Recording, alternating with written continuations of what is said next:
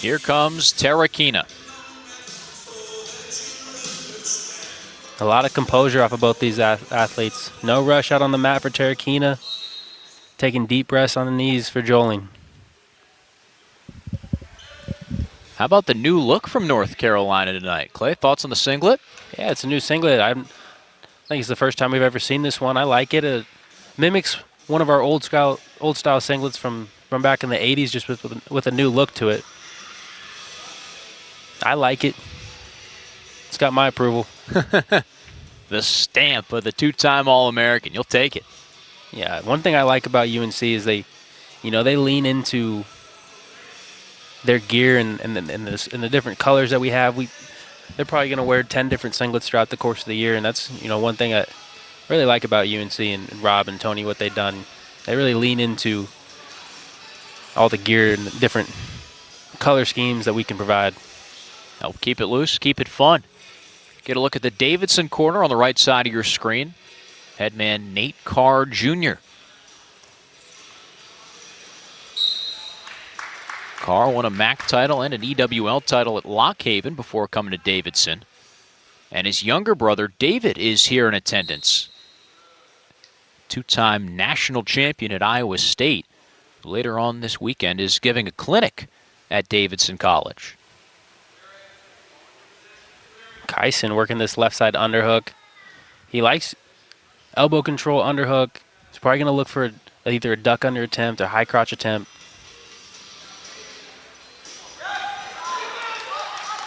Got a good high crotch attempt by Joling of his own. We're in the crackdown position. Terakina rolls through. We'll go back to neutral.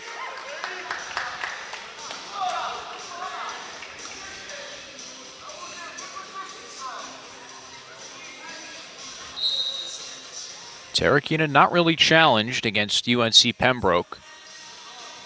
Got a second period pin there and picked up a win by forfeit against Greensboro College, who did not have a 125 opponent for him.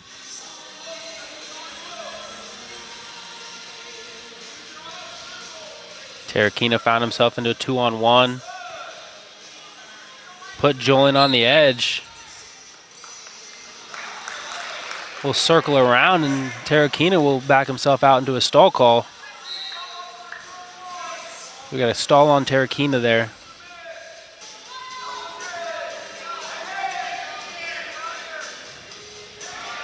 It's a good leg attack by Terakina.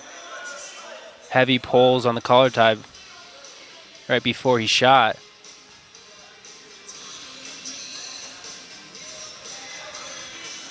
These wrestlers got into that waterfall position where the defender goes over the top, and now we're in a scramble. And it's going to be key for Terakina to maintain control of that ankle. He can float his hips over the top. He might have a takedown here.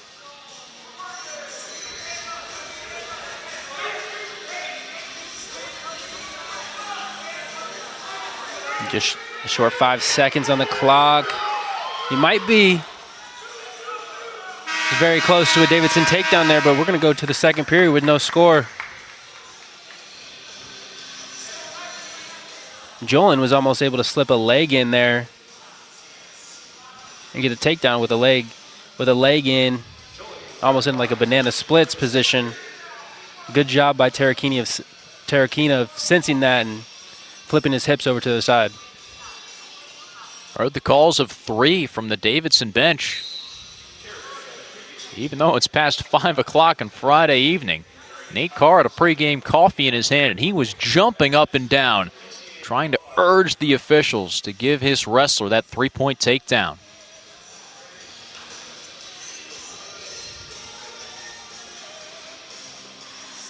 In the first 2 matches that we saw UNC wrestler, we didn't see too many of the UNC wrestlers have to commit to a ride. We saw a lot of cuts and continue to work back on our feet. But when we go into the second with a 0-0 match, you want to see these Tar Heels commit to a tough ride and get that riding time point and really win this match on any area that we can.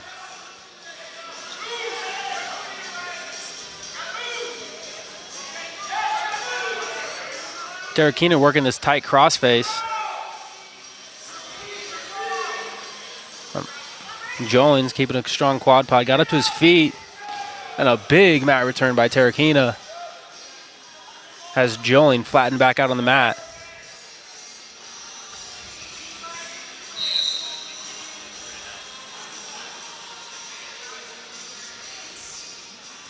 So a stoppage here after the mat return. Joling a little slow to get up. And that might be from that big mat return. Looks a little bit dazed. There was some elevation in that mat return.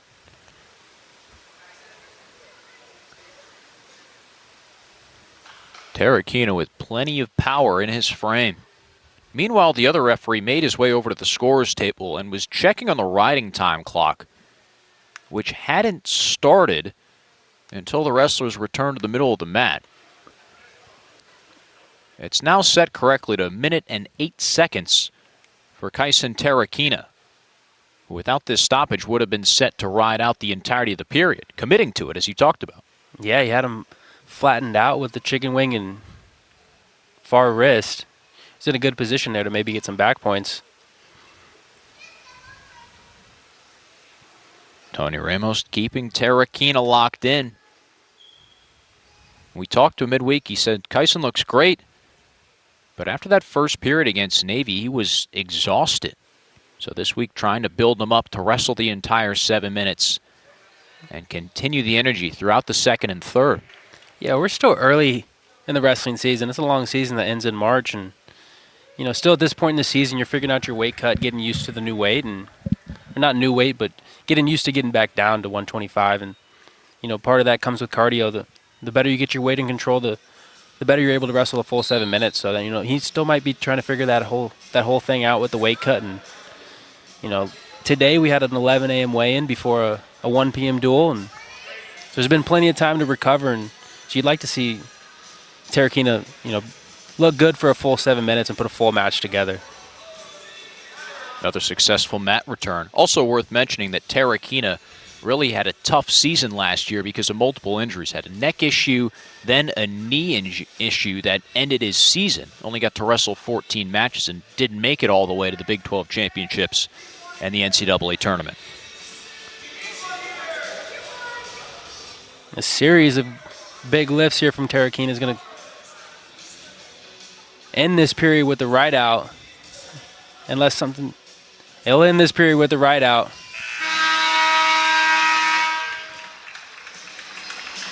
The vice around Joling's waist. And Brady Joling just a bit slow to get back to his feet. And ready for the third.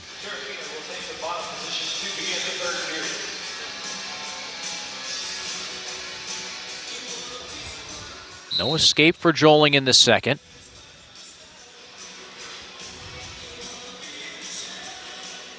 Terrakina up to his feet, but he's got Joling did a good job of keeping that body lock position with his arms locked, not letting Terrakina escape there. There's quick activity. You'd like to see him continue a good first move and get out before that minute so he can keep his riding time point. Yeah, right now the riding time and the clock are in sync.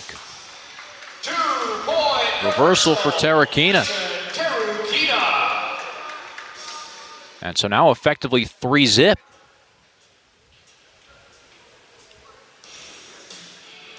He's doing a good job of keeping his opponent flattened out on the mat, controlling the near wrist, not letting him base back up.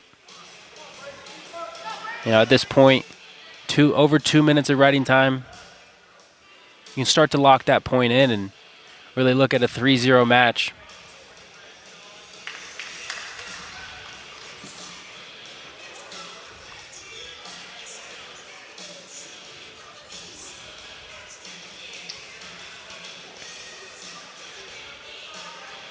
Terrakina working the inside wrist, what I like to call a Blair ride. Really controlling that near wrist, kind of taking away that whole arm from his opponent.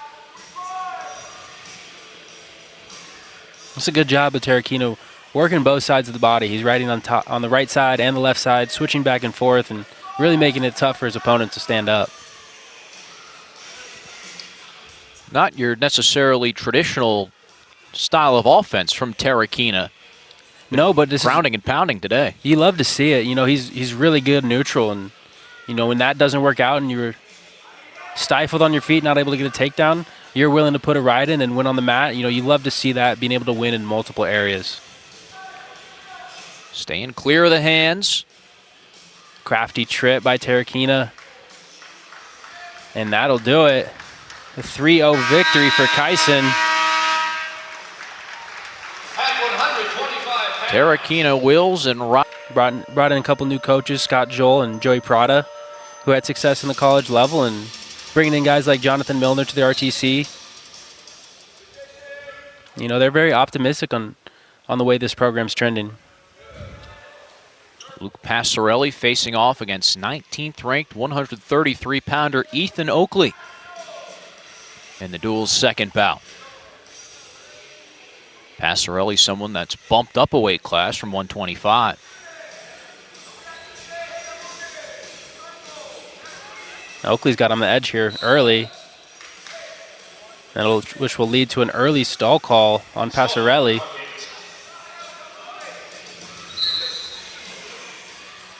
In a preseason Zoom, Nate Carr said Davidson's a program with a lot to prove. I think it's still up and coming, and you're hands-on there in the wrestling scene in Charlotte. What do you see? Yeah, the support around Davidson wrestling has grown a lot, just with the youth wrestlers in the area, and I know Nate Carr's super involved. I'm coaching at Dark Horse Wrestling Club.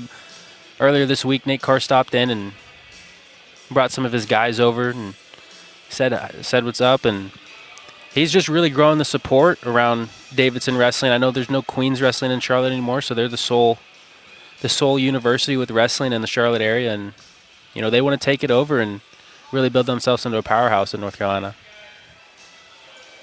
Developing their RTC, brought their guys back over the summer, stayed on campus for 4 to 5 weeks.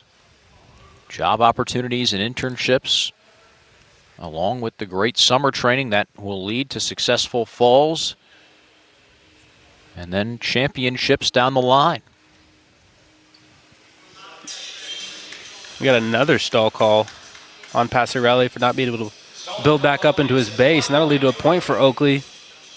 Oakley's one of those guys who's just extremely gritty. He knows how to win.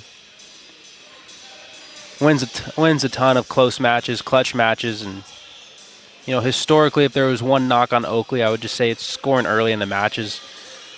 I'm subscribed to the Rob Cole newsletter, and he mentioned he wanted to see Oakley start scoring some more points early in the matches, and that's good to see him get a takedown and a tough ride here in the first. Did they deliver that by Paperboy? It's on an email chain. It's honestly super insightful. He gives some pretty unfiltered analysis and what he thinks the team is at and where they're at, and he mentioned Oakley. He knows how to win. He just needs to start earlier. Throughout broadcasting, you run into a lot of different coaches in different sports, different styles. And one thing I love about wrestling coaches, they are blunt and they are unfiltered and they're not afraid to give it to you straight, which as broadcasters makes our life pretty easy. 100%. You get some insight into what they think and how the room goes, and all these wrestlers, they're not hiding anything. Dominant first period by Oakley, 4-0 with 2 minutes of riding time. He'll start this second period on bottom. And you'd like to see him build for this major and bonus points. Passarelli restrapping the headgear that he lost about a minute into the first period. Oakley was in the midst of a ride, and the referee just reached in there and flung it towards the Davidson bench.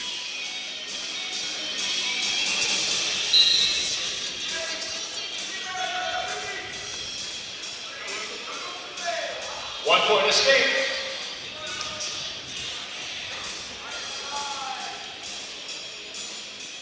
Talked about Oakley winning big matches. Beat Kairini last year, beat Gable Porter, beat Tyler Knox, who's ranked 6th in the country at 133. Probably one of the deepest weight classes around the ACC and even pound for pound across the country. Yeah, Oakley's right there with the best in the country. You know, he's ranked 19th. He beat number 6 Knox from Stanford, and you know he can really beat anyone. And it seemed like last year every single match came down to the third period with him. And you know you're in for an exciting match when Oakley gets on the mat, and you just don't know how he's going to win. You just know he's going to win. That win over Arini here at Carmichael Arena came on a sudden victory stall call. Final score 2-1. Oakley's opening up this match a little bit, getting back to his front headlock, going head in the hole there. He had 2 back-to-back head in the hole front headlock takedowns. And another outside shot attempt leads to a front headlock go behind. You know, you want to see Passarelli kind of slow this match down and not give away any easy points. Make everything tough. But Oakley, cutting him loose, shooting again. Oakley's getting to his offense early. He's been listening to Rob Cole. Good transition. He's got him on his back here. This might be 6. Swipes coming through. The full 4 for Oakley. He's squeezing. He's elevating the leg. He looks close. There's the pin. He's got it. At 133 pounds, Ethan Oakley of North Carolina defeats Luke Passarelli of Davidson College by fall. Impressive wins. If you didn't see it, we had a nasty headlock from Luke Simcox that ended up in a pin. You know, he showed flashes where he's super slick, and you know, he's shown a lot of promise to start this 2025-2026 campaign. Matching up with Marley Washington. Sophomore, was a 2-time Georgia State champion in his prep years. Takedown for the Tar.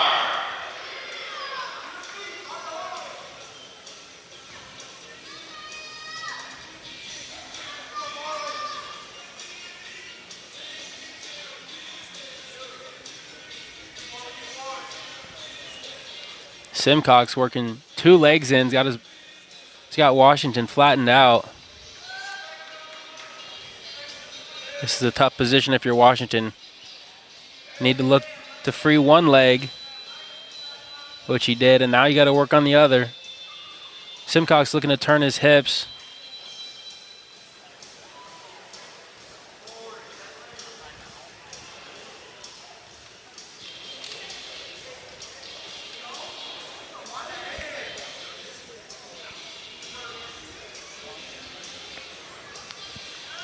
Yeah, Simcox doing a great job of tying up a wrist, tying up a leg.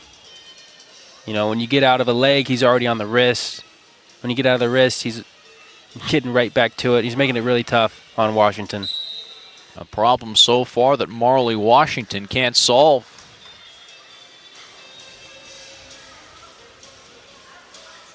Simcox really burst onto the scene at the Southeast Open. He went 3-1.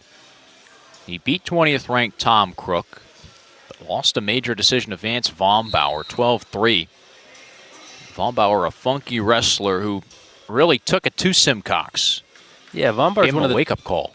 Vombauer's one of the best wrestlers in the country at this weight class, and that's a good test to see that early in the season. And you know, Simcox came out on the right side of a Tom Crook win, and you know that's a great sign for how this season could go, because going into the ACC competition, it's all about matchups, and that's going to be a big matchup that UNC is looking for against Virginia Tech later in the season.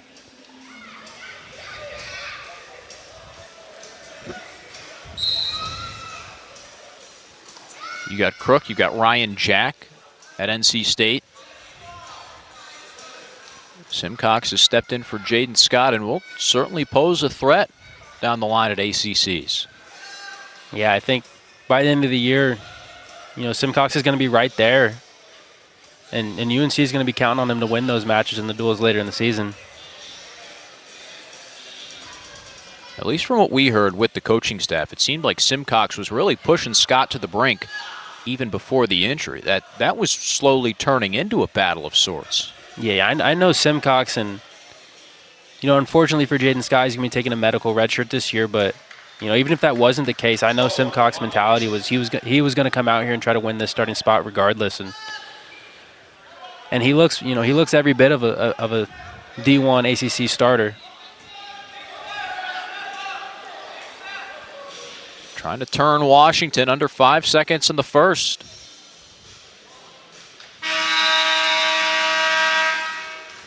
All Simcox gets is the one takedown, but he built up 2 minutes and 40 seconds of riding time. So Washington has a lot of work to do.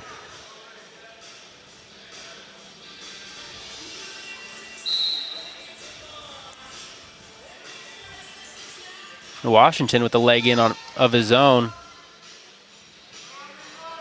We'll see if this poses a problem for Simcox. He sits to his hip, gets the leg out, and gets a quick reversal of his own. That was textbook by Simcox. Excuse me, 2-point reversal for Luke Simcox. Immediately into a Turk. That's great transition wrestling. This might turn into back points. He's got the Turk. He's a good job elevating it. He's got the claw. And the ref was thinking about a back swipe. He's right teetering the line. Carolina bench swiping themselves. And there he's got it. 4 on the board for Simcox.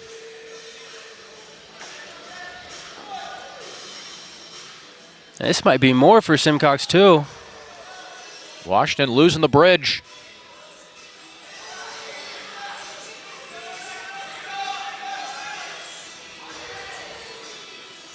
It looks close from here. Simcox got him stuck. There it is. Back-to-back pins at 33 and 41. Simcox pays it off in the second period.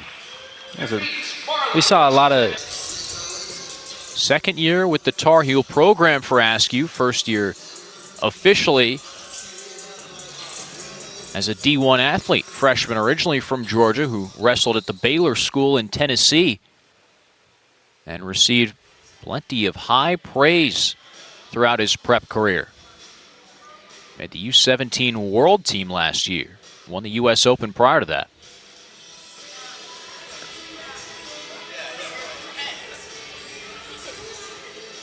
Yeah, showing that elite level of wrestling on the freestyle scene and being a U17 Freestyle World Team members, that's a big accomplishment. I know the UNC coaches have extremely high hopes for his career here. But Askew, just a true freshman, you know, has shown some signs and had some big early wins in the season.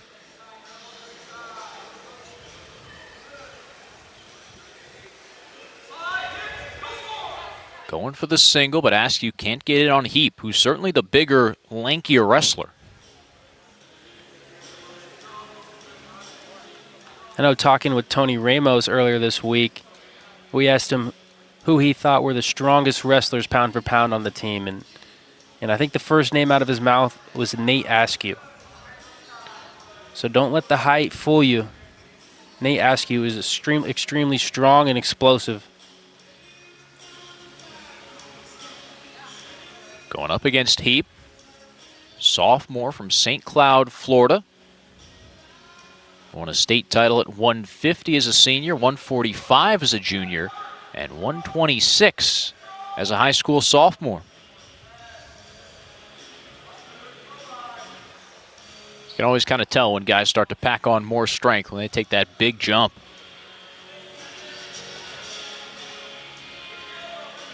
Good job of Askew controlling this front headlock position. Wasn't able to get his elbow free. Good job of Heat by slowing down the position. We'll get a stalemate.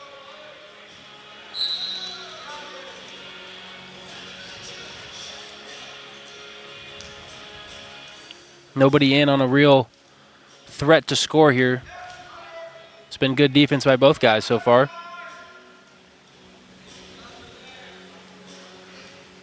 But that early scoring is what Carolina has challenged Nate Askew to do.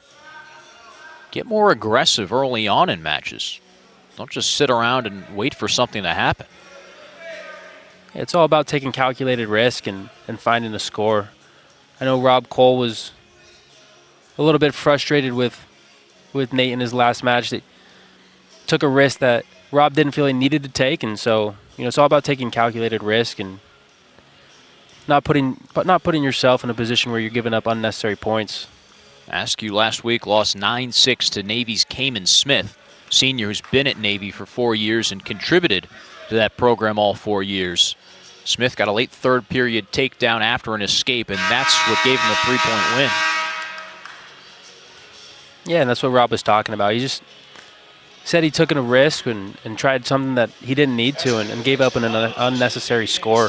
So just, they're looking for Askew to just grow in his mat awareness and being a smarter wrestler, which comes with time. He's a true freshman and has his whole career still ahead of him.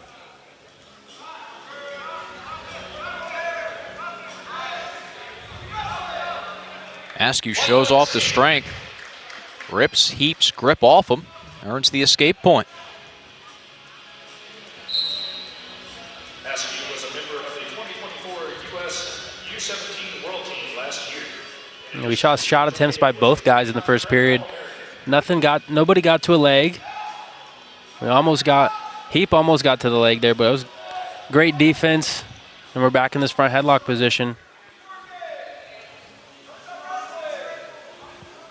which in the first period ended up in a stalemate. We'd like to see Nate try to snap and create an angle and slide off to one side or the other.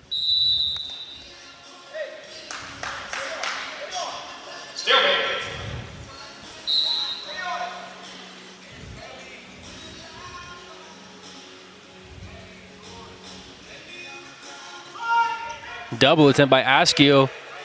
Switched off to a single.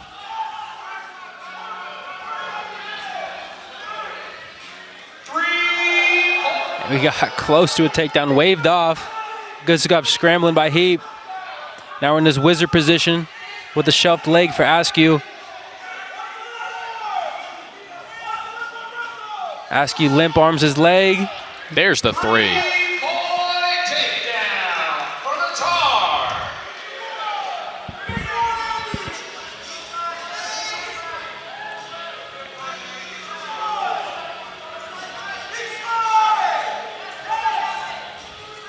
With 25 seconds left, Nate Askew's going to look for a right out here.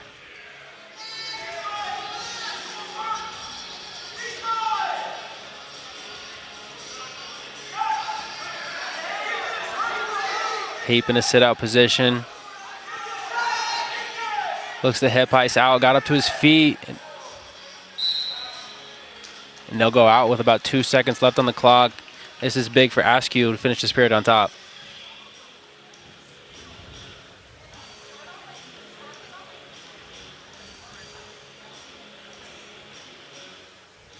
Heap almost scrambled himself away from the takedown.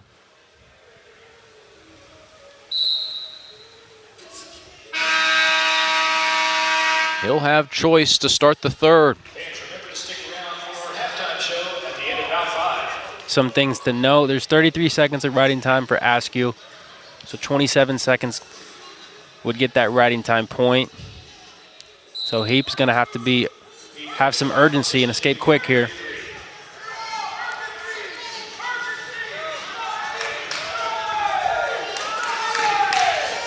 Even though there wasn't any offense in the first period. No stalling calls yet either. Both wrestlers are showing great defense in the first. Yeah, Askew just a true freshman. Showing a little bit of savviness out there.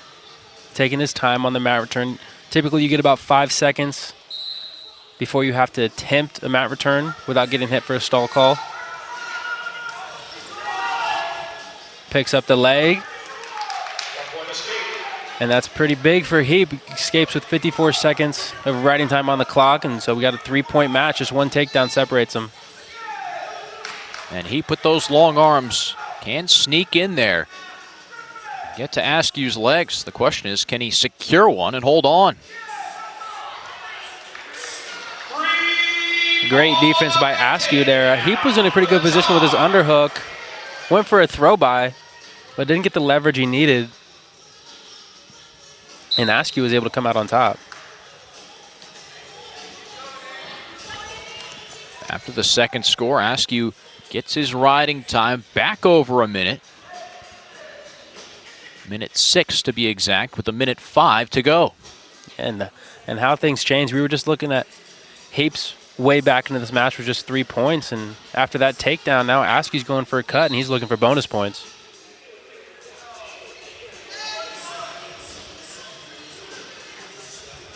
We got one more takedown. Yeah, we got a half shot attempt by Heap, and then we're back in this front headlock position. Heap is trying to slow Askew down by keeping control of that elbow, and it seems to be working.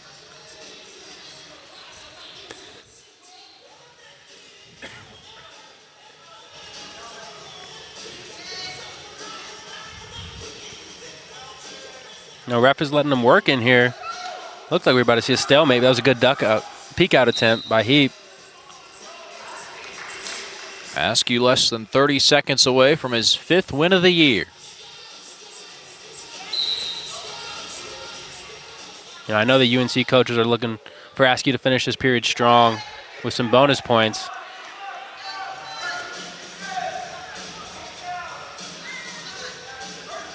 But Heap is having no part about it. He's looking for a takedown of his own. Back in that waterfall position.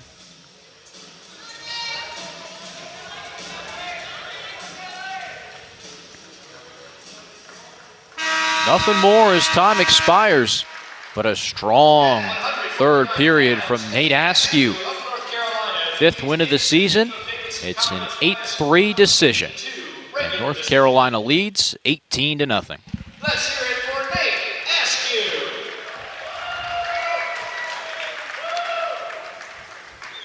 So it won out on top 2018. Yeah, and Hepner's feeling confident this season. We were talking to Tony earlier this week. He mentioned when Hepner's feeling himself, his wrestling is also tends to follow, and so you want to just keep this hot streak alive as long as possible for Hepner. He's a super exciting wrestler, but early takedown by Griffin.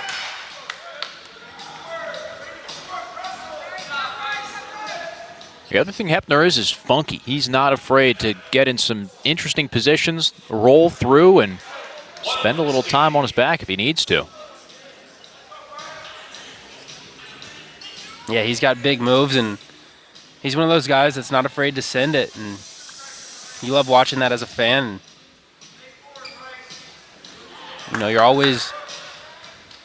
He's always available to put you on your back, and so you can never relax as an opponent. And as I mentioned it, he might get some back points off of that underhook throw by. Get the leg split. We'll even this match right back up.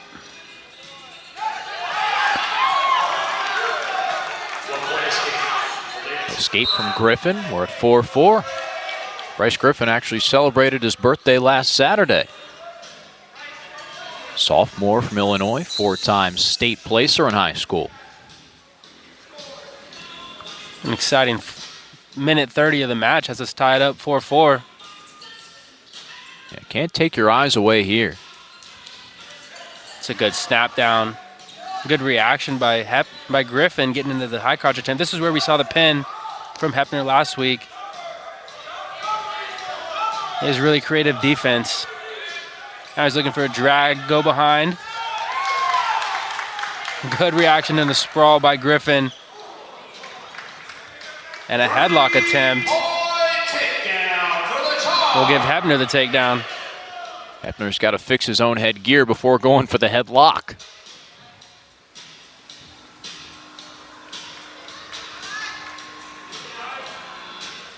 Hepner's got a leg in. He's draped over the far side, which sets up the cradle.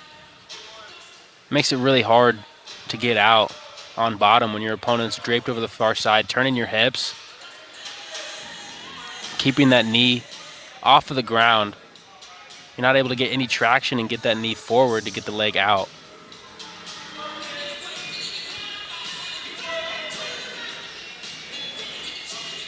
Ten more seconds. Hepner hoping to ride it out. Yeah, this is great hip pressure by Hepner, and straight to a power half. He's got him on his back. for a 1 count. Not enough time to get the back points, but that looked powerful as Griffin's on the mat holding his shoulder.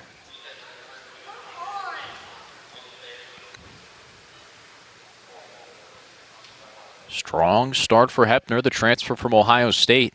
Injury timeout. If you're a Davidson fan looking for Tanner Peak, Davidson's nationally ranked competitor at 165. Peak has been bumped up to 174. He's scheduled to face Marcus Mirabito after the conclusion here at 165. But Davidson's coaching staff likes what they see in Griffin, too. Yeah, and you hope he's okay. He looks like he's in a lot of pain on the mat.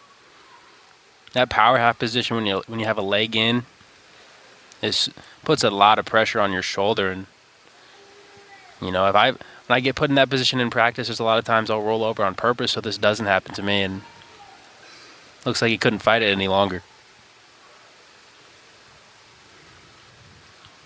So I hope he's able to continue this match.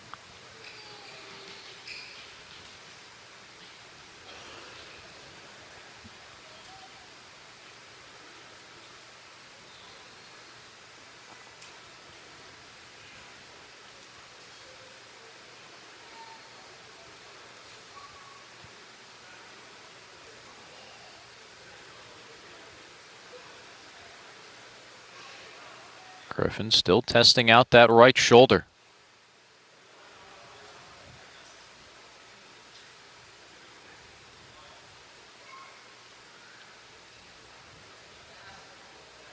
He was thrown into the fire as a freshman, came out last year with a 17-13 record. And he looks to be good to continue. If you're Hepner, is that in the back of your mind? Let me get back to that right shoulder, see if I can put a bit more pressure on it. 100%. When you know your opponent has a weakness, it's easy to attack it. You know, if he gets back in that position, it's a good likelihood that Griffin would roll over or give up the back points rather than putting that stress on the shoulder with this much season ahead. But as Griffin's got to know that that's coming, so you know he's got to protect his shoulder and not let it get extended if a leg comes in again. Hepner gets the escape. He's on the left arm right now. Good snaps by both guys. Fighting for inside position. Snap, chase the angle. Good defense by Griffin. This is one of the higher level matches that we've had tonight.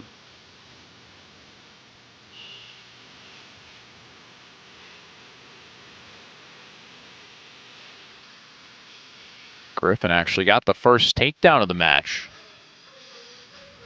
Yeah, it seemed to wake up Hepner as he's been watching his teammates compete the last 2 duels. That takedown really seemed to wake him up and storm back for 2 takedowns of his own in the first period. Charlie Derricott picked up 2 wins for UNC at 165. And now it's Hepner's turn. No control yet. That was a very slick takedown attempt by Griffin to get in. Now he's got both legs secured. It looks really close to a takedown. I think he's got to get his right arm is in the middle of Hepner's legs. If he can reach that right arm out and be around both legs, he'll have the 3-point takedown. Hepner's trapped that right shoulder in between his thighs. It's just a matter of getting that right arm out. And the period comes to an end with a close call. Lucky for Hepner. But great defense and being able to be stingy and not give up that takedown.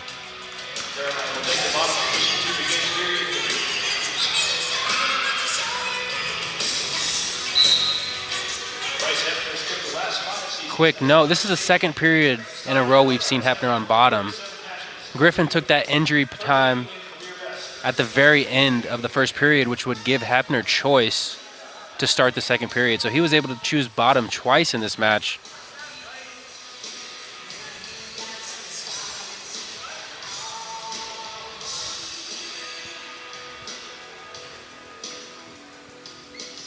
Griffin will drain any riding time that Hepner had built up.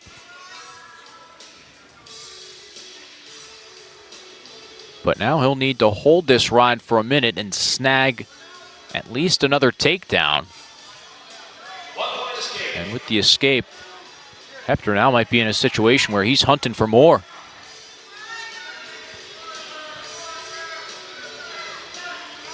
Pick a leg and hunt a major decision.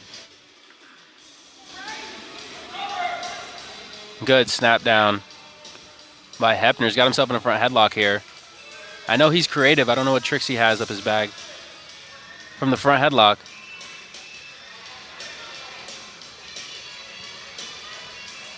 And it looks like we're going to head to a stalemate position and restart on our feet. One takedown will get a major for Hepner. 2 takedowns for Griffin will put him back in this match. We got a shot attempt by Griffin. Hepner taking an underhook on the far side. Heavy hips. He's looking to lock his hand through the leg and the crotch. Get to that cradle position. This is what we saw against Navy. He's got his hands locked. Takedown. Now we're looking for back points. Hepner's really good here. Get a roll through on his back. Got 10 seconds for the fall.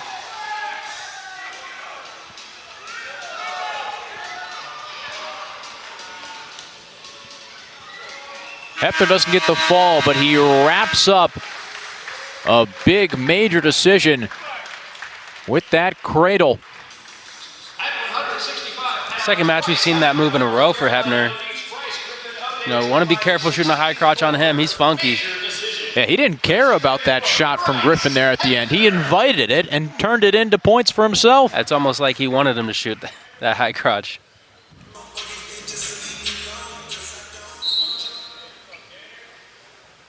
Yeah, I'm interested to see how size plays a factor in this match. Ian just mentioned Tanner Peake coming up from 165. Marcus Marabito was up at 184 last year, so he's big for 74. You know, this won't be an easy match to bump up a weight class for Tanner Peake.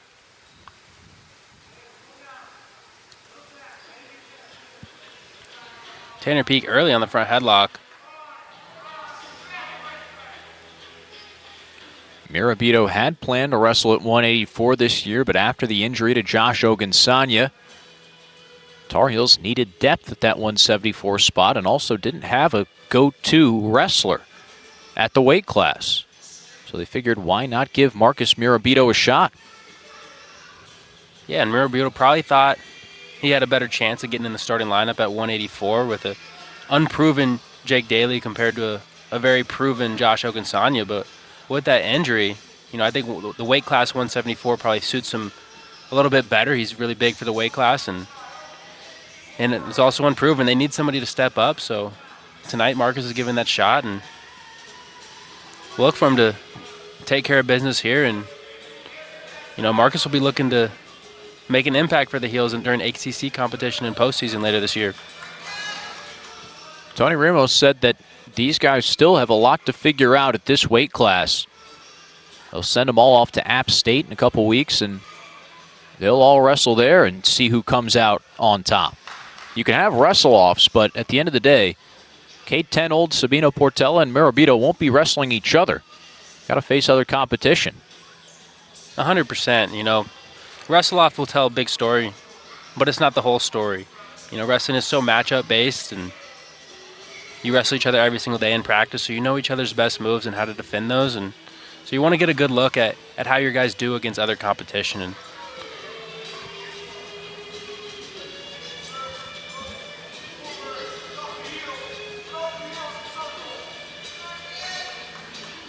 Marabito last year wrestled at 165, 174, and 184. 10 wins throughout the year. yeah, he was kind of that do-it-all guy for Carolina. When they need somebody to step up, you can throw Marcus in there, and he's going to give the guy a tough match. He's really good in the hand fight.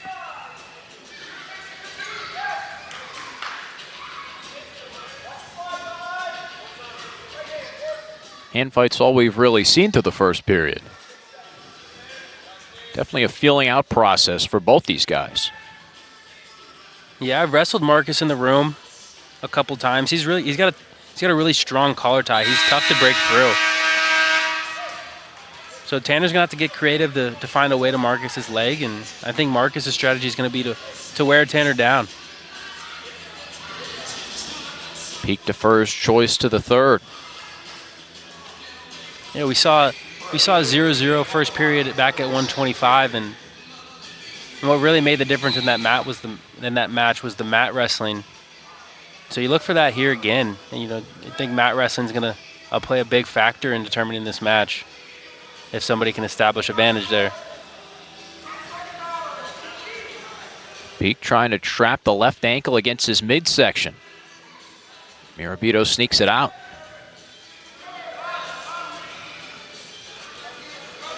Mirabito, with that overhook position, finds himself an escape.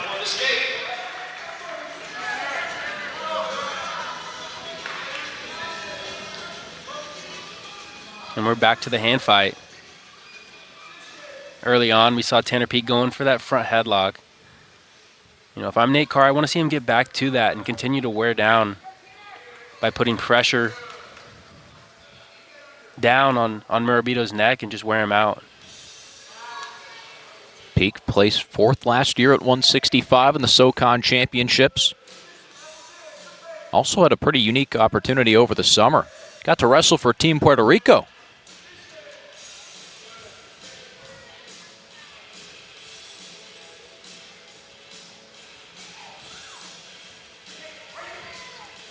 Haven't seen too many leg attacks.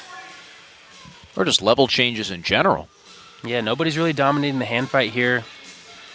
No, Tanner Peak likes that front headlock. Mirabito's really trying to just take ground, but he's not really able to get to a position of control yet where he's felt comfortable enough to fire off a shot. We got 15 seconds left in this period. So takedown here at the end would be huge. Mirabito's feeling it a little bit, pressuring forward. I think one more shot attempt might get a stall call, but we're just going to end this period 1-0 going into the third. 30 seconds of riding time.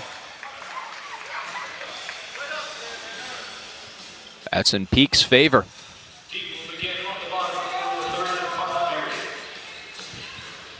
I know Mirabito's one of those guys. He's a gritty wrestler, and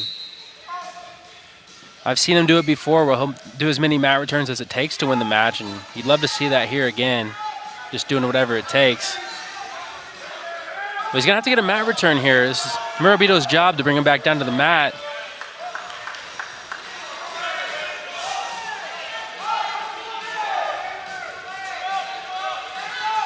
He's going to have to go back to this mat return. Tanner Peak's just standing up with the leg in. No hands on the mat. Ref is looking for that mat return. He's about to give a stall. And there it is. You got to be careful with it. That was the second stall. My mistake. That was the second stall. I don't know if Mirabito knew that or was aware. Probably should have just gave up the escape, but now you got to go right out.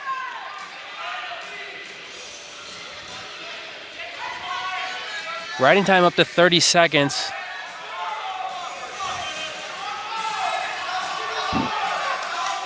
And Peak escapes. 2-1 match. We got 50 seconds left. No real shot attempts on the feet here through 2.5 periods. Mirabito's going to have to pick it up. Tried to fire into a double, and now a stall on Peak. Mirabito's going to need to take full advantage of these 40 seconds left. He's already got one stall. So if you can push him to the edge of the mat, shooting him off the mat could be a stall and another point to tie this up, but we haven't seen nothing yet.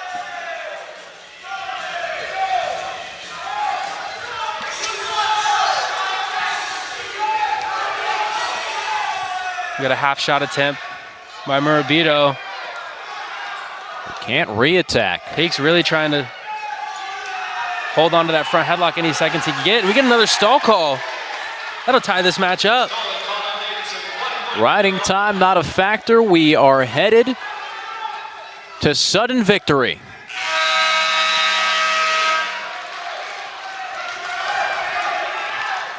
Nate Carr, you can see him on the top of your screen, not thrilled about that final stall call. He will let the officials know about it.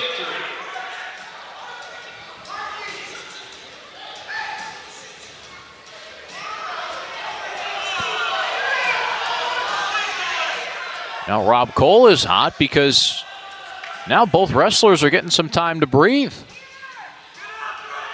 Yeah, I think both coaches have a reasonable complaint here to be mad.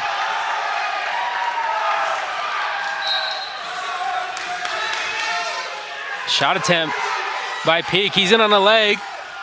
Waterfall position. We got here again. This could be a good scramble. Morabito's lit on his hip. He needs to get his hip out and get back on top. Morabito found a leg and he's rolling through. Now we're scrambling. Heck of a start to sudden victory. All he needs a point. Yeah, and we'll stalemate this position. We'll go right back to it.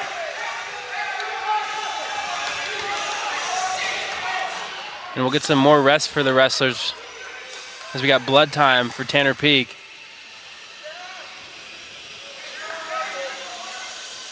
And maybe Nate Carr gave Tanner Peak just an extra piece of advice before the start of sudden victory because Peak went for it right away. Yeah, maybe he saw something in Morabito's hand fight because he went right to that single leg and was able to get on deep on Morabito.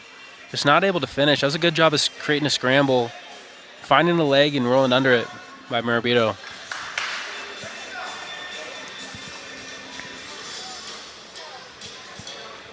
Unfortunate for Morabito. He had a strong end of the third period where he was able to get 2 stall calls and really start to wear on Tanner Peak, but 2 breaks in overtime kind of slowed things down. That's another thing that could decide sudden victory. Stall call. 2 good shot attempts by Peak, and now he's in on an underhook on the edge of the mat. We have stall calls, so you can't back out. It was a good job of circling by Morabito. Stall call would end the match here. Just about to say, Morabito's got to keep working. It's a great job of circling when you're getting shot out of the mat. If you go straight backwards there, that could be a match ender. And another shot attempt by Tanner Peak. He wants to end this on his own terms.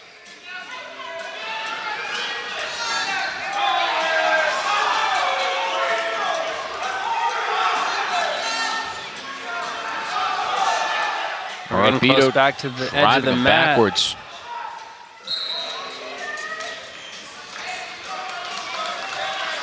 And we'll reset with 38 seconds to go. Both these wrestlers are exhausted. Feels like there are ebbs and flows, right? Peak gives it a burst. Morabito gives it a burst. And they keep getting a break to reset, too. Visually speaking, it looks like it's benefiting Tanner Peak. But you never know. Both these wrestlers are pretty exhausted, I imagine. Yeah, they're working on Peak's face. This is blood time. I think his nose is the affected area right now.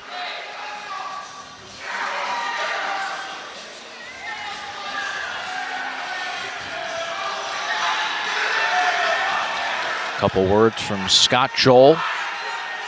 Tanner Peak composing himself for a 40-second sprint here. 38 seconds, fans. Let's hear it.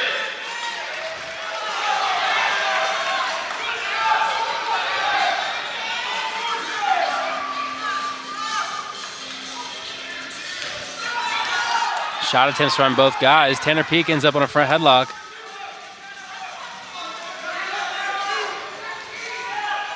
You know, if you're Davidson, you want to see him get Morabito down to the mat, put his weight down on his head. But it looks like he'll just hold this front headlock to end this first period of overtime. Moving Morabito, a tough task for Tanner Peak, who is bumping up a weight class.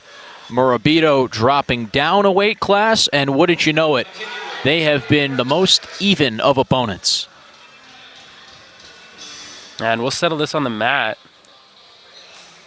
In regulation, no wrestler really had an advantage on top bottom earlier, so these 30 seconds will be huge. And both wrestlers with stall calls, you got to have quick returns. It's got to be a hard 30 seconds. Murabito was hit with a stall call on top. 2 of them.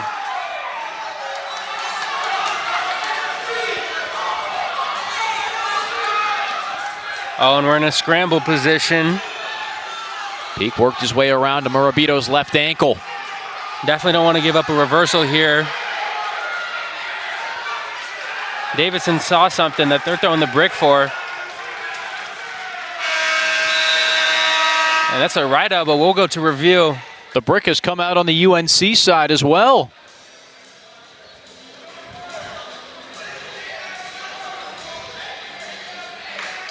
We got a double review. You don't see that too often. 2-2. 2 bricks. This has been the nail biter of the night at 174.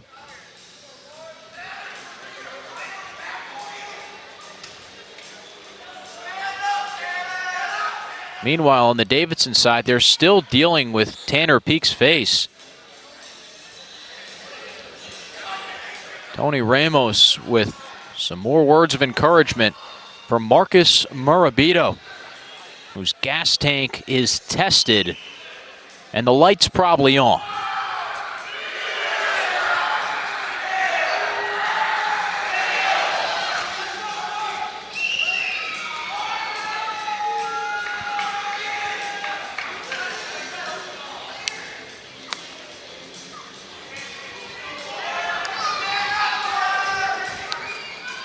Any guesses as to what either side may be challenging? I saw Tony signaling a grab to the head. So potentially Tanner Peak reached over on Marky's head with both hands and maybe like a full Nelson type situation. I think Davidson was challenging something to do with a figure 4. So it could be an illegal figure 4 situation or illegal scissor. You can't scissor the body if you're on top. I think that might be what Davidson was challenging for. I saw Marky did switch over and was grabbing his own leg with his hand, which is allowed, but he might have locked his ankles around his body, which would be scissoring the body, which is not allowed. I think that's what Davidson is looking at, and UNC, I'm pretty sure, is challenging an illegal full Nelson. But I might be mistaken, and so grabbing the singlet was the Davidson challenge, I believe. Now the North Carolina bench has relayed their challenge. I wonder if they're able to look at both of these at once, since it's the same situation, or... And I would think it's almost I see your brick, I raise you mine, given that 1 point in the match here decides it. And a significant break here in overtime, just to build up for 1 30-second go.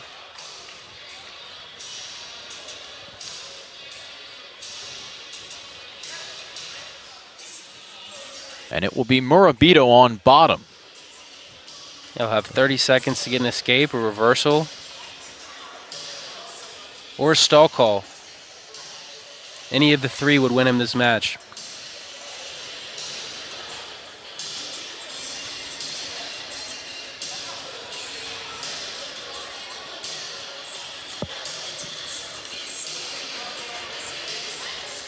North Carolina has locked up the team win. Almost a certainty after Laird Root won via forfeit at 157. But this would be a huge victory for Marcus Murabito if he can pull it out against Peak and really stake his claim for the starting spot at 174 pounds going forward.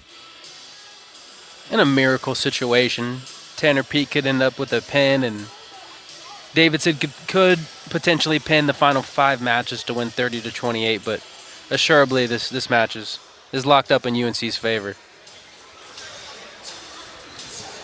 All right, we're awaiting the call.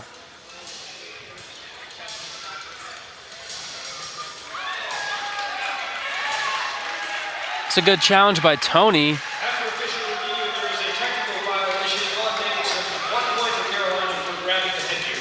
Oh, it was a headgear grab. I saw Tony reaching for a grab up near the headgear. I wasn't sure if it was like a full Nelson situation, but it was a headgear grab. 30 seconds to decide the match.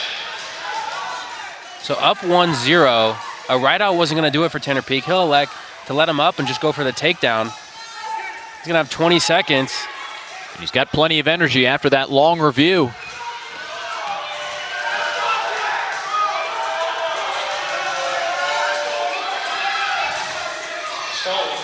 One stall call will make this a 3-4 match, but with 3 seconds left, that's not going to be enough, and Murabito has enough to get it done. He ekes out the battle of the night.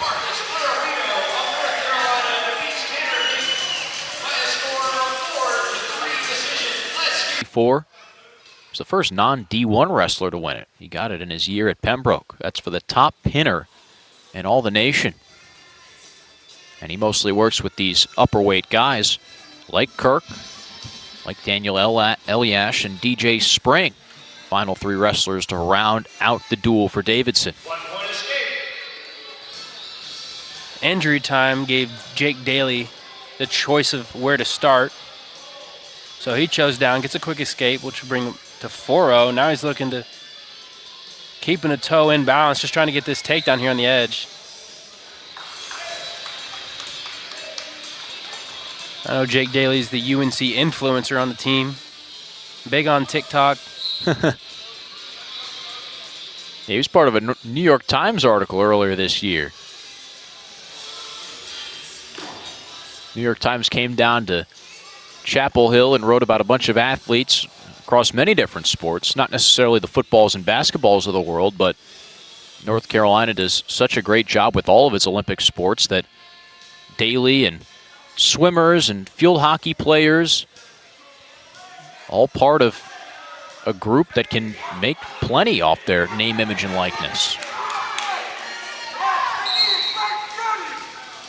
Although for any of you Tar Heel fanatics that have been tuned in to the full Carolina duels, the field hockey team went down in the Final Four today. Lost in overtime to Northwestern. Tough blow for Aaron Madsen's crew because championships are always the expectation with UNC field hockey. We get word that women's soccer is also tied with Texas Tech right now. They're in the NCAA tournament as well.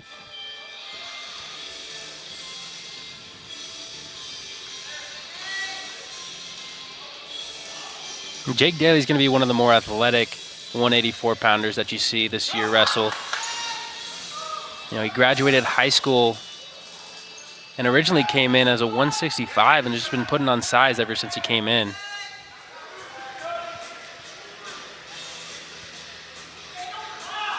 Pretty sure he finished his high school career wrestling in the 150s. So he's a big 184-pounder that can move like a lightweight. He gets a crafty takedown there on the edge.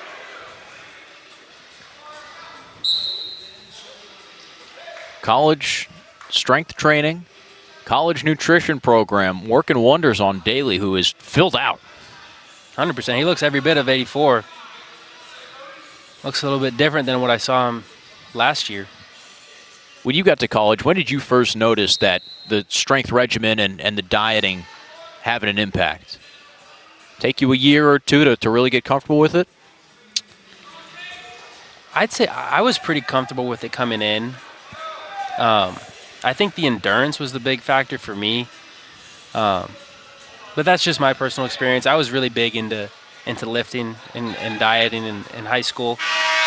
That just comes from my personal experience. My dad was a amateur bodybuilder, and so he always made us eat healthy and punished us if we weren't lifting every day. So I had a little bit different of an experience, but you know, for some guys, when they get into a college program and start lifting and taking things super serious, it makes a huge difference if they weren't doing that already. And I think Daly was a little bit of a late bloomer. He was just growing a lot. So he's a lot more mature physically, and it's really filled out into a full 184-pounder. He comes from a wrestling family, too. His dad is a wrestler at Drexel.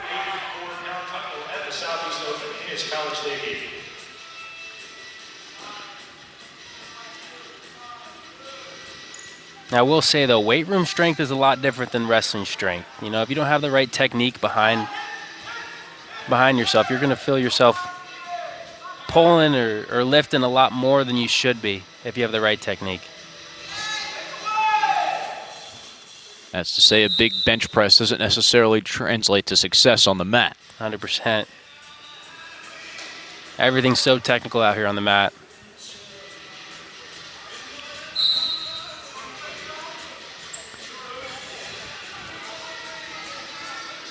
Daly primed for a major. He's working these inside ties. He's shooting a reach single, a 1-2 single off his inside tie. Like we saw, that was good defense by Kirk. Inside trip off of a front headlock. This is good defense by Daly. He's sitting in the corner, but this might be a good position for Kirk, but we're just scrambling here. Daly's back was on the mat for a second.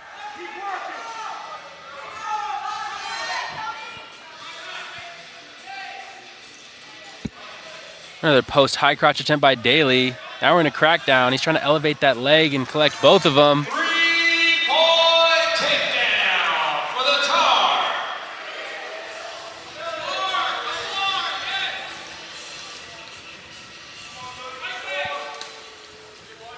And with 20 seconds left, you'd like to see a right out here. Trying to keep your opponent flat. Trying to make it hard for them to build up.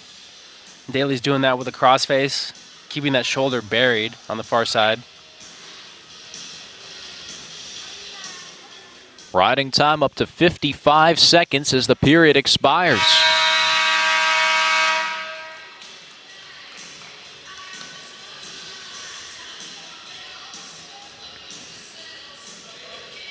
Nate Carr tells Cody Kirk just to take it neutral. Neutral position to begin the final period at 184. After the Carolina duels, Davidson has its first home duel against Purdue. Pretty big opponent to bring to Belk Arena. And very tough matchups as well. Purdue with a handful of nationally ranked guys. Another good finish by Daly, but it put some more pressure on that knee again. That's been bothering him. Hope to see he's okay. Daly's going to have choice here, I think. Daly says, let's go neutral. Kirk gets the escape point, but a takedown here can put a bow on the thing.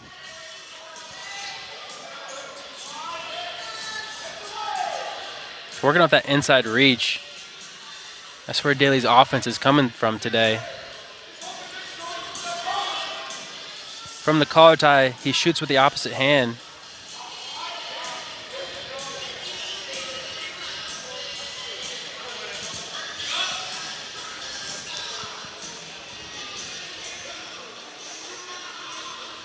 And Kirk here resting on the edge. Get hit with the stall call. That'll put us 1 point closer to attack, 15-1. If you're Jake Daly, you want to finish this match in these final 58 seconds with a tech fall. Kirk gives him the old go-by. And credit to Cody Kirk, wrestling through a right knee that's certainly a little worse for wear after the first period. Daly keeping the toe in. I'd like to see him drag him back to the center of the mat with that foot. Give yourself some more space to finish, but instead we'll go out of bounds. I'll restart. We got 33 seconds. 1 point will be a tech fall.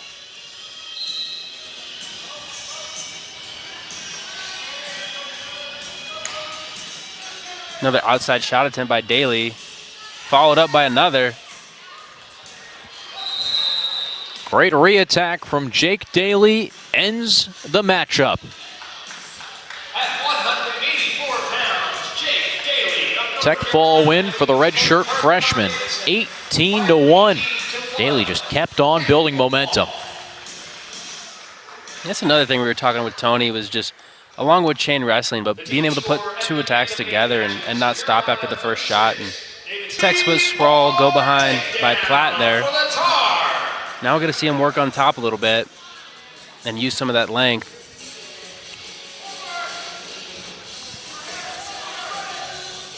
Total control on Eliash, the sophomore.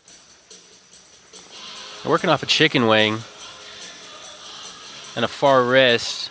Eliash able to get that wrist free and transitions to a half on the far side. He's got Eliash flattened out here. Looks like Platt's almost had him rolled over. Yeah, he's running the half side with the chicken wing on the far side. He's able to run both sides on this. Now he's jumped back over to the chicken wing side. He's running this hard, but Eliash doing a good job of keeping his hips turned the opposite way when Platt keeps jumping back and forth.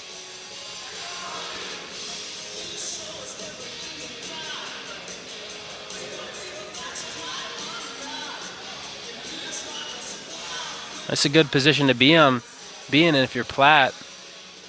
Like to see him be able to turn this into back points. We get a stall call out of it.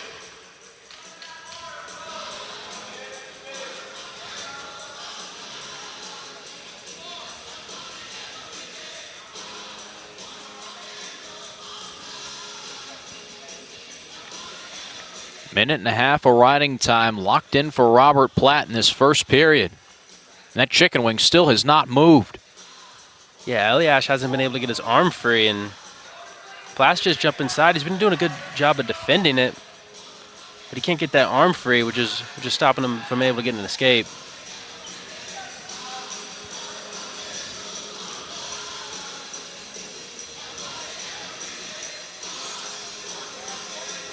Now with 10 seconds left, we want to see a big bat return. Crafty trip by Platt. Doesn't even have to lift him. That'll be into this first period.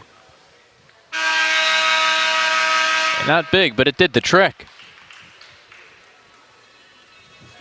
I was always so frustrated with wrestlers who could trip super successfully. I know Austin O'Connor had his go-to mat return was a trip, and when you can take people down without even lifting them and with just a simple trip and make it so hard for them to get back to their feet, it's a real war of attrition. And you know, it's hard to get back up to your feet, and when you just fall right back down on a simple trip, it's super frustrating. So much less stress too in the arm, the lower back. 100%. I unfortunately was just a mat return guy. I would have to lift kids 6 or 7 times, and as many times as it took.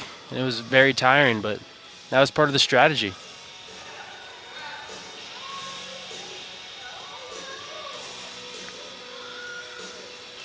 You know, a quick takedown, and Platt's right back to that chicken wing.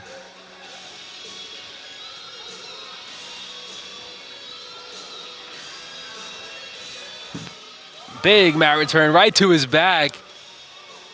Now we got back points.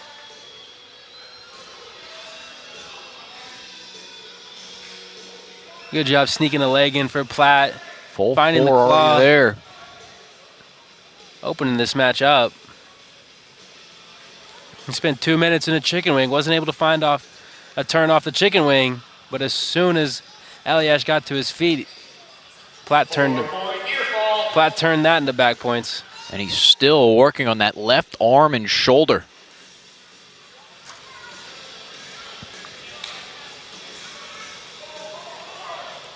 Eliash has spent the entirety of the first 2 periods with his face pinned against the mat. Yeah, and it really takes a wear on you when you can't have control of your arm and you're fighting to get it back for the whole time. It really wears on that shoulder. We almost saw that same mat return lifting Eliash. Platt was trying to lift Eliash over his head, back onto all the way onto his back. We almost see that for a second time.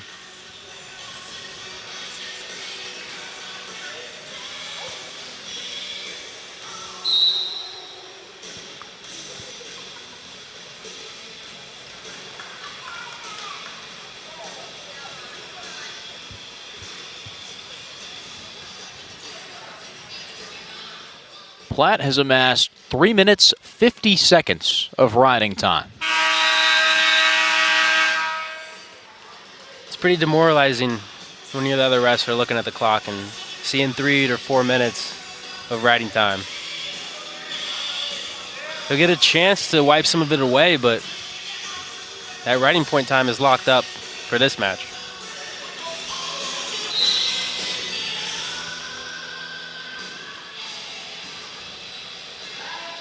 Platt hunting another takedown. He'll be in tech fall territory.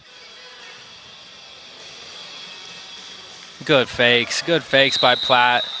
Ends up with a quick takedown, and that'll be the match. A thorough dismantling of Daniel Eliash by Robert Platt. Big bounce back after he lost to Zion Hall last week. Let's hear it for Robert Platt. Our final showdown to wrap it up at heavyweight. DJ Spring II and Jacob Levy. Final match of the day, taking the mat now at heavyweight from Davidson, DJ Spring. Levy won so quickly against Greensboro College, we barely got his name out. Yeah, I'm excited to see Levy wrestle again. He had a big lift straight to his opponent's back, and his opponent wasn't even able to move even an inch once he got him on his back. Ended in about 20 seconds, like you said. I think this is one of the bright points for Carolina's future in the next 4 to 5 years.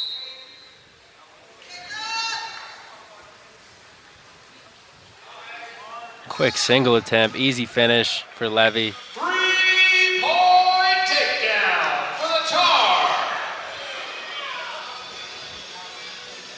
Spring, a junior from Newton, North Carolina.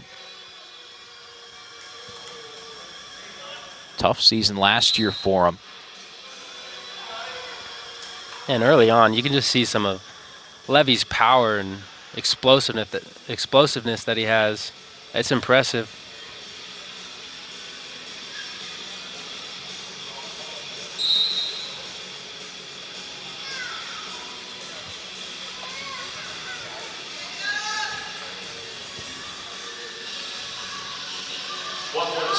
We'll get a chance to see Levy back on his feet again.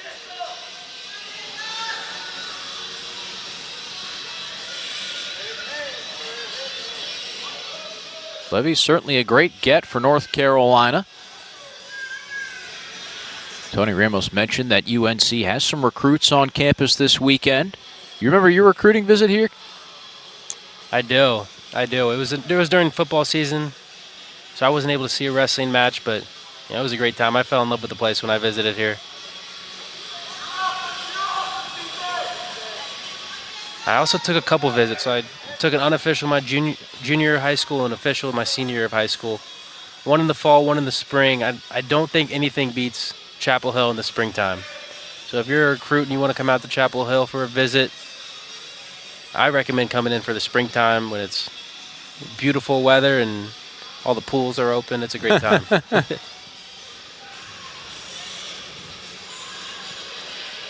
Or come down for one of our Virginia Tech NC State matches if you can catch one of those. Those are always a great atmosphere. Much anticipated ACC slate not too far away. Virginia on January 16th. North Carolina's first conference opponent. That's on the road, as is North Carolina State a week later in Reynolds Coliseum. But a couple back-to-back home duels, Pitt and Duke, at the end of January and early February for North Carolina here at Carmichael Arena.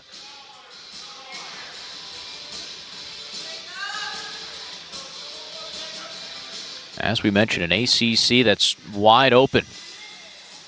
Don't necessarily want to call it rebuilding, but teams have graduated and lost a lot. Yeah, these two heavyweights we're fighting the underhook battle a little bit. We saw an early takedown by Jacob Levy, trying to get into a leg with no setup and just outside shot, and offense has been stifled since then.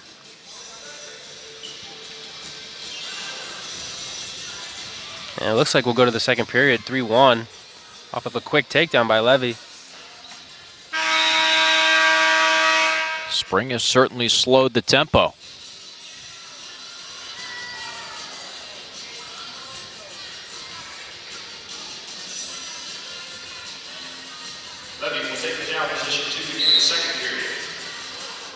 Well, how about the roll from How the about- big man? 1 point That escape. athleticism from Levy.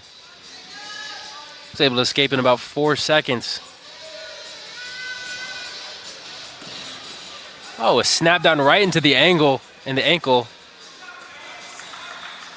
That's a pretty slick takedown there by Levy. I think Spring thought he had a good snap down. Ended up snapping Levy right into his ankle. It's a good adjustment. I saw the roll. I looked towards the Carolina bench, and all the coaches had massive grins on their faces. Everybody loves when a big heavyweight can show some athleticism.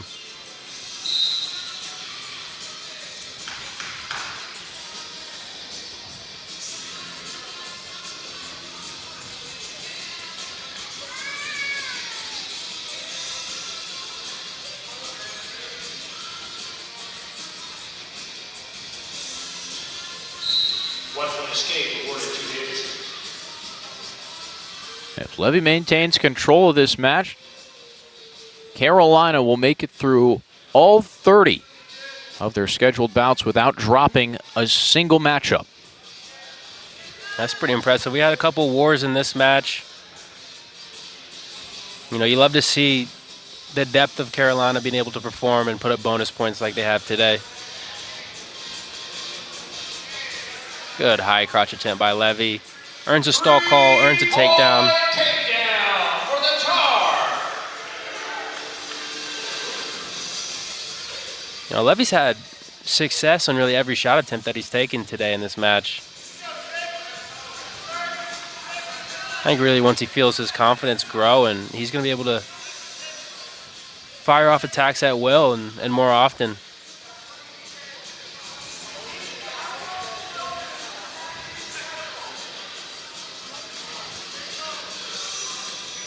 Riding heavy on the ankle here. Got to looking for a suck back.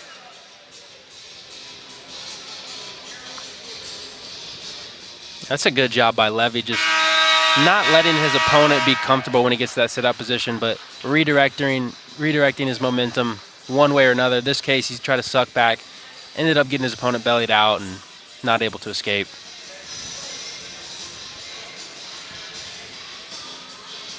Brings Spring back to his feet.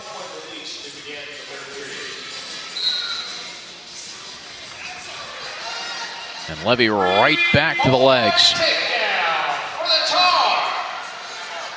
And I like watching Levy on his feet. He's super athletic and he's able to blow through his opponent, making it look really easy. I'm excited to see more of Levy this year in this match on his feet. As a fan of the sport, I'm excited that he cut him and we're able to see him get another takedown and see some of this offense that he has. Looks like we'll get one more takedown and that'll be the match.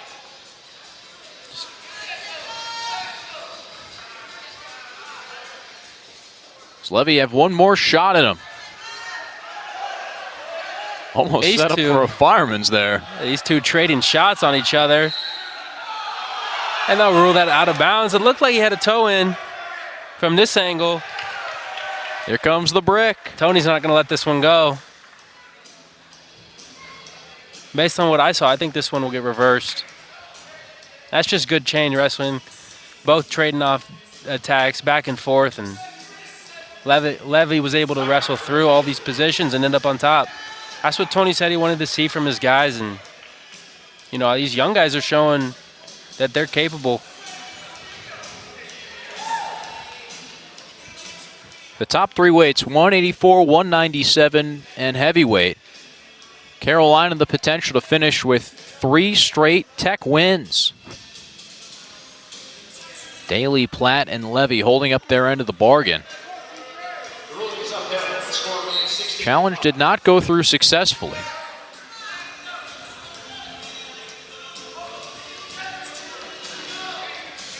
Just about 50 seconds left for Levy to get that final shot.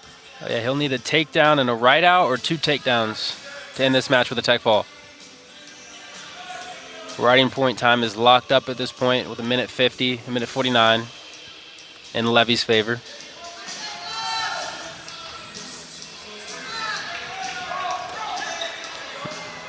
Levy with a shot attempt. Backs out into an underhook.